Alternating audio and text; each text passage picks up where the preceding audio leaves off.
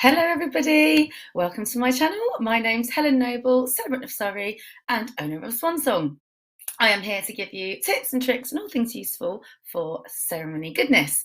This week, I'm talking about invites, particularly wedding invites, but it can go over into funeral or naming or anything you like.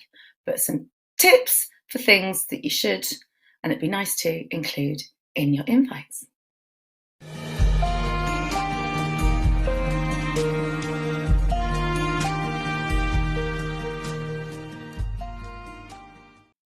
So, first of all, I would say they need to be pretty helpful.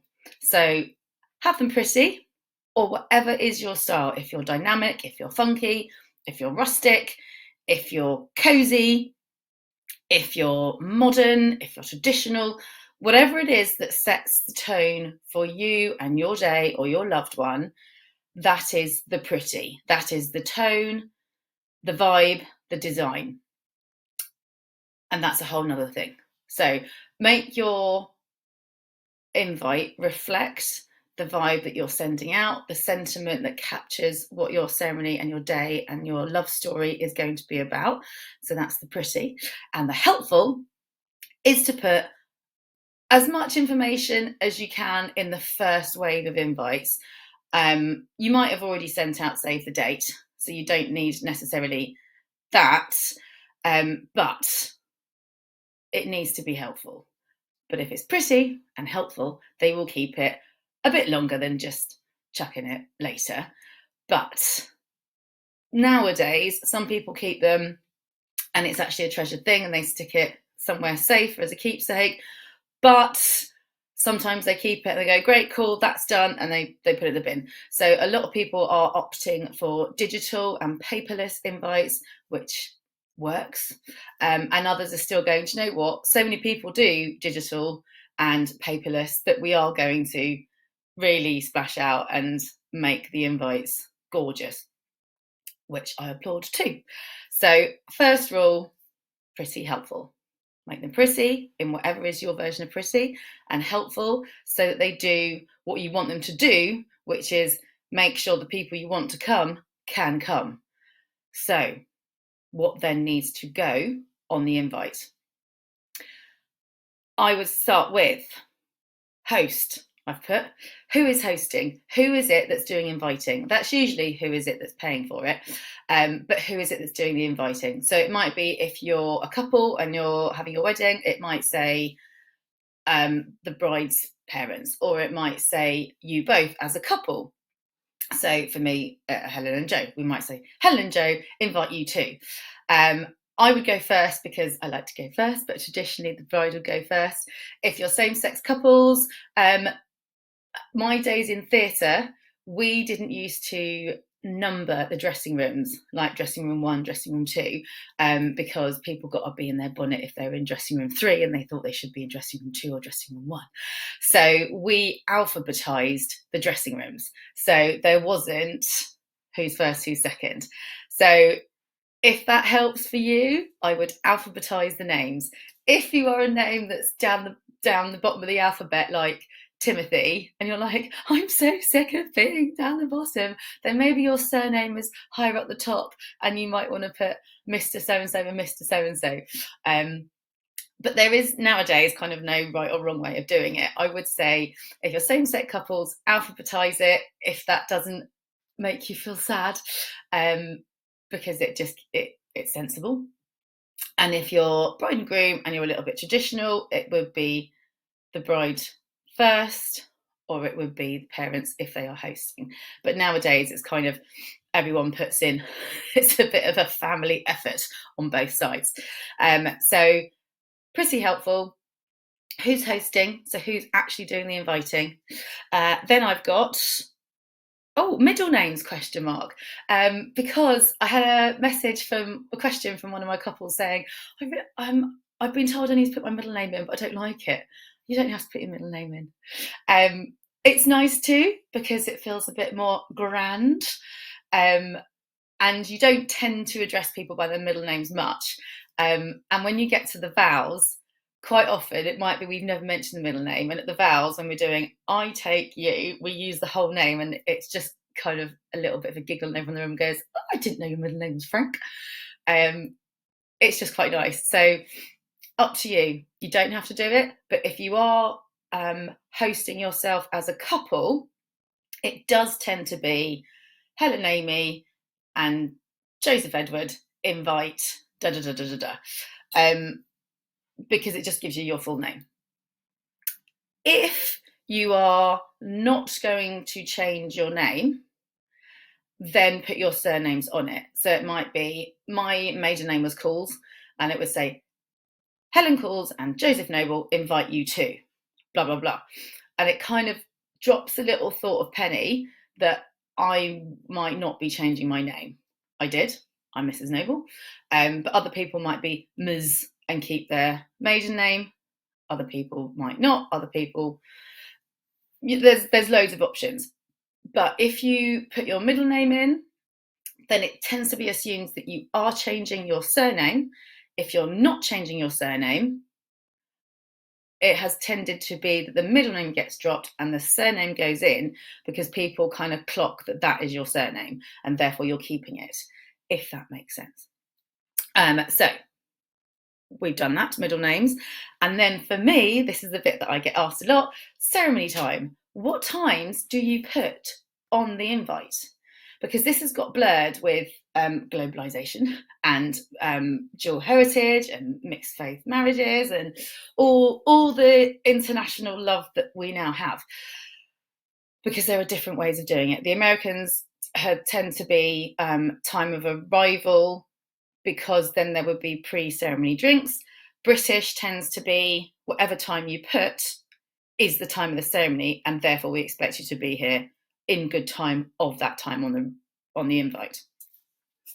I'm all for clarity and being helpful, so I sort of recommend to my couples that they literally say doors open at 1:20 for a 1:30 ceremony. That makes it very clear that you're not doing pre-ceremony drinks, and it also makes it clear that you're coming straight in and going to the space.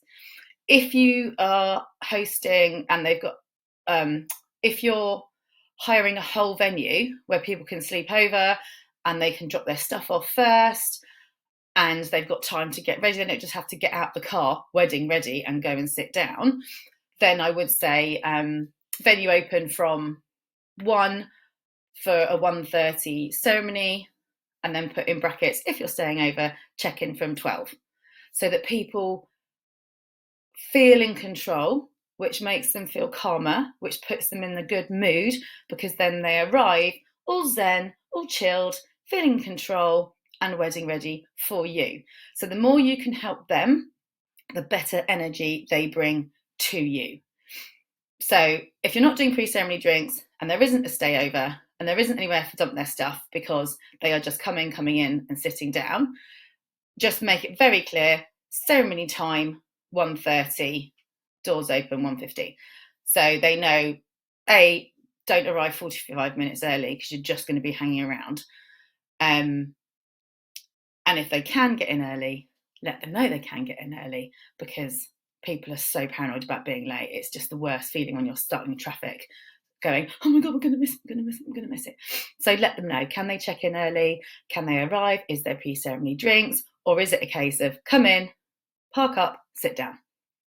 So that is important with the ceremony time. Do put ceremony time, so they are very clear that is when the wedding is. It's not when you're allowed to arrive. It's not when there's ceremony drinks. It's not that you've got 20 minutes to get yourself zhuzhed. It is in your seats, ready and waiting for the big reveal and the lovely ceremony, bespoke, tailor-made gorgeousness that will ensue over the next half hour or so. Ceremony time. What did I then put? I've then put place, as in location, where and when.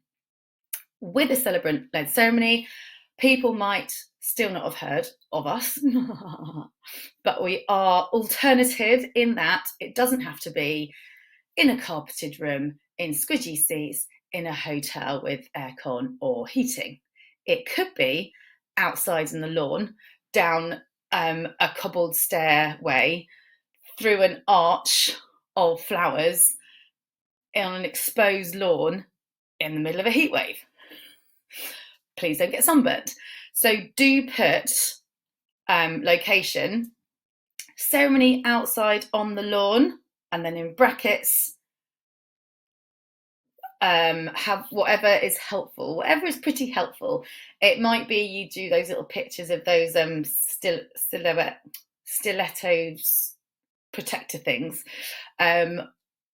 or you might put something jokey like wedges recommended, or the ground is soft. Just think of a helpful and pretty way of saying, it is outside on the grass, try not to sink. The way around that is it might be not on the grass and you might not sink. It might be we found a harder surface. It might be you've put an event carpet down. It might be it's inside. It might be it's under a hermitage or a pavilion or a marquee. So people really want to get their outfits right. There's nothing worse when you get to a wedding and you've got the dress code wrong and you think, oh my crumbs, I am so overdressed right now. Or you're underdressed, which kind of feels even worse. So give them a bit of a dress code, which can tie into location. So location, outside, on the lawn, brackets, I know, try not to sink in your heels. And people be like, oh yeah, I'll get those stiletto thingamajiggy things. And reception in the pavilion after. That then leads on to how you sign off. Do you then say, bring your dancing shoes for a late night, short and sweet reception to follow, the hotel's ours exclusively, can't wait for the sleepover? There are little ways of being pretty helpful. So say those tips and tricks for them so that they can bring their best self, so that you have your best day with your best mates and your family. So to run through that again for wedding invites, again, this is not gospel. This is just helpful tips over the years that I have come across. So invites, first impressions, pretty helpful. Then the host. Then your names. If you're keeping your name, possibly put your surname in there. So Helen Cools and Joseph Noble. And if you're not keeping your name, then why not throw your middle name in there? Because everyone loves a little bit of a middle name, nosy. So it'd be Helen Amy and Joseph Edward, invite you two. If you're hosting as a couple, if the parents are hosting, put their names, so-and-so, invite you to the wedding of blah, blah, blah. If you're same-sex couples, perhaps alphabetize it so you don't argue who is first and who is second, or who is, designated bride, that sort of thing, you know what I mean? Then ceremony time, literally put ceremony time, so they know very clearly that they either need to arrive in good time because it's a sleepover, they can check in, or it's a good 10-minute walk from the car park, so please be in your seats 10 minutes before, whatever. Have a think about what is helpful for you to know that they will be their best self and not rushed or stressed from trying to find where the ceremony space is 2 fields away down a lane from where they parked. Which leads on to dress code and footwear. So give a little tip into that ceremony space with the ceremony time. And then sign off with something helpful that sets the tone, like bring your dancing shoes, can't wait for a sleepover, reception to follow, elasticated waistbands, there's going to be food aplenty. And then there are people like, oh yeah, that's so them, they're so foodies. Do you see what I mean? You can just weave that bespoke element into your invites, whether they are beautifully designed and digital paperless or beautifully designed on really tactile, gorgeous paper and arrive in the post. Do remember to put the postcodes. A lot of people say, no, don't. That's for snail mail. Zip codes aren't pretty. Stressed people who got lost aren't pretty either. They're all flustered and just have a bad face. So be helpful as much as possible so that they can bring their best self to your best self on your best day. Same with a funeral or a naming ceremony. All those things still apply, especially the name and the ceremony time and the location and who's hosting. So they know they might want to say thank you to the person who's hosting. Hopefully that's helpful. Join me next week for tips and tricks. Put some messages in the box. Send me some DMs of any requests you'd like me to cover that are ceremony related. Otherwise, I will see you next week. Take care.